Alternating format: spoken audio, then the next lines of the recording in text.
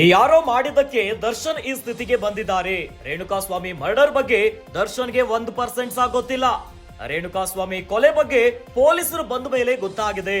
Incident ನಡೆದ ಸ್ಥಳದಲ್ಲಿ ಯಾರೋ ಇದ್ದಾರೆ ಎನ್ನಲಾಗ್ತಿದೆ. ಸ್ಥಳದಲ್ಲಿ ದರ್ಶನ್ ಇದ್ದ ಬಗ್ಗೆ ಯಾವುದೇ ಮಾಹಿತಿ ಇಲ್ಲ. ಪವಿತ್ರ ಗೌಡಗೂ ರೇಣುಕಾಸ್ವಾಮಿ ಮರ್ಡರ್ಗೂ ಸಂಬಂಧನೇ ಇಲ್ಲ.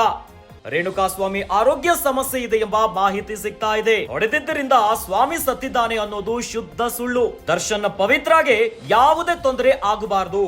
ದರ್ಶನ್ ಪರ ವಕೀಲ ನಾರಾಯಣ ಸ್ವಾಮಿ ಹೇಳಿಕೆಯನ್ನ ಕೊಡ್ತಿದ್ದಾರೆ.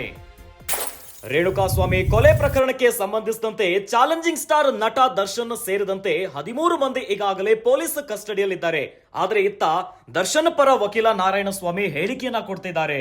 ಏನಂತ, ಯಾರೋ ಮಾಡಿದ ತಪ್ಪಿಗೆ ದರ್ಶನ್ಗೆ ಈ ಸ್ಥಿತಿ ಬಂದ್ಬಿಟ್ಟಿದೆ. ರೇಣುಕಾಸ್ವಾಮಿ ಮರ್ಡರ್ ಬಗ್ಗೆ ದರ್ಶನ್ಗೆ 1% ಸಹ ಗೊತ್ತಿಲ್ಲ.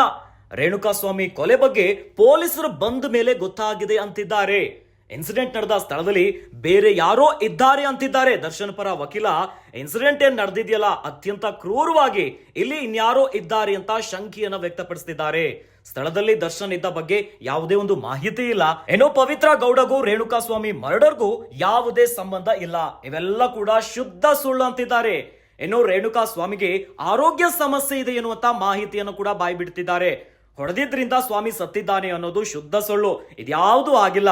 ದರ್ಶನ್ ಮತ್ತು ಪವಿತ್ರಗೆ ಈ ವಿಚಾರದಲ್ಲಿ ಯಾವುದೇ ಒಂದು ಸಂಬಂಧನೇ ಇಲ್ಲ ಅಂತ ದರ್ಶನ್ ಪರ ವಕೀಲ ನಾರಾಯಣ ಸ್ವಾಮಿ ಹೇಳಿಕೆಯನ್ನ ಕೊಡ್ತಿದ್ದಾರೆ.